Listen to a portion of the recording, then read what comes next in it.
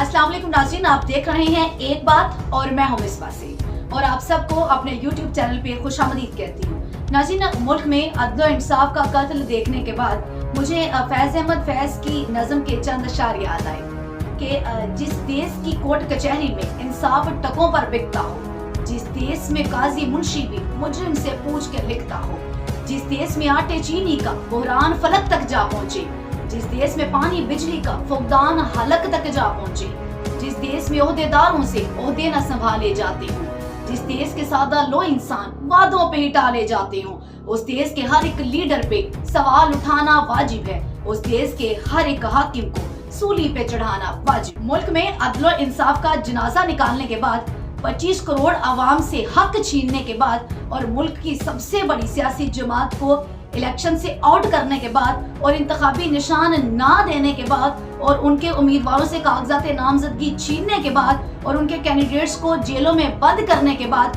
और उनके घरों में छापे मारने के बाद और उनके साथ प्रेस कॉन्फ्रेंसेस करवाने के बाद और उनके साथ मुख्तलिफ किस्म का रवैया अख्तियार करने के बाद और उनके लीडर को पाबंदी सलासल करने के बाद एक सियासी जमात ये कह रही है कि अब हम इलेक्शन जीत जाएंगे। जब आपका मद्दे मुकाबिल ही कोई ना हो तो फिर दौड़ कैसी और जीत कैसी। कहा जाता है कि इदारे गैर जानिबदार होते हैं और अदलिया आजाद होती है, खुद मुख्तार होती है और बाइख्तियार होती है। इदारे कितने गैर जानिबदार हैं वो तो हमने देख ही लिया, और अदलिया कितनी आजाद है, कितनी खुद मुख्तार है और कितनी गैर जानिबदार है वो भी हमने देख लिया। वो इलेक्शन कमीशन जो एक इदारे की हैसियत रखता है वो कल पार्टी बनकर सामने आया और पूरी तरह एक पार्टी की सूरत में उसने जंग की।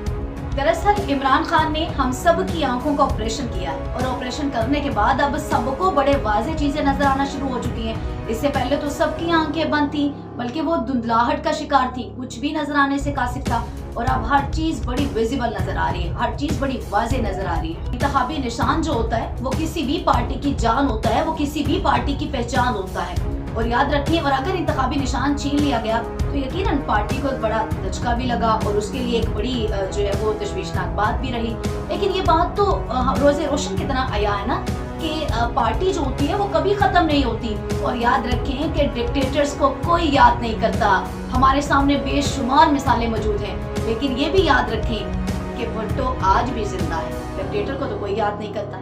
इंट्रा पार्टी इलेक्शन को जवाज बना के एक जमात को इलेक्शन से ही आउट कर देना, इस पे सिर्फ हम ही नहीं हंस रहे बल्कि बैनुल-अक़वामी सतह पे भी आपकी खूब जगनसाई हो रही है। लेकिन खान साहब के जो वोटर्स हैं, जो सपोर्टर्स हैं, उनका मोराल अभी भी बहुत हाई है, उनका मोराल डाउन नहीं हुआ। वो भी बड़े डिटरमाइंड है कि हम इंतखाबात में हिस्सा लेंगे और हम जीत जाएंगे।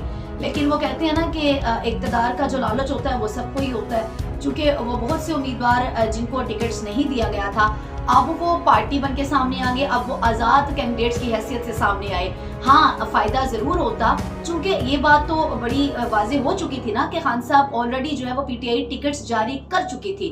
तो जिन कैंडिडेट्स को टिकट जारी हो चुके थे उनके मुकाबले में आज़ाद कैंडिडेट्स ना आते तो शायद कहीं ना कहीं पे कोई गुंजाइश जो है वो निकल भी आती।